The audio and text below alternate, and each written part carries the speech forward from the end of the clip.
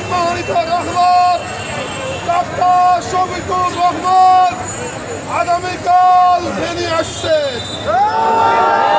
তিনি বাংলাদেশের মানুষের দুর্ভোগ সৃষ্টি করার জন্য প্রতিবেশী ভারত যে বাঁধ কেটে দিয়ে এদেশের মানুষকে, এই অঞ্চলের মানুষকে যেই প্রলয়ঙ্করী বন্যার মধ্যে ডুবিয়েছিল, তিনি সেই বাঁধ দেখতে যাবেন। সেই বল্লামুখা সেই বাঁধ নির্মাণ সহ যেই ইন্ডিয়া আমাদের উপরে সেই বাঁধ কেটে দিয়ে পানির মাধ্যমে আমাদেরকে ডুবিয়েছেন তা দেখতে যাবেন। ফেনীবাসীকে তিনি দেখতে আসবেন, আমাদের শহীদ পরিবার এবং আহতদের সাথে শুভেচ্ছা বিনিময় করবেন।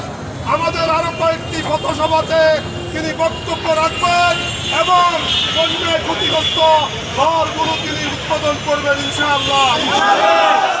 আমির জামাতকে ফেনী জেলাবাসীর পক্ষ থেকে স্বাগত জানাই, অভিনন্দন জানাই।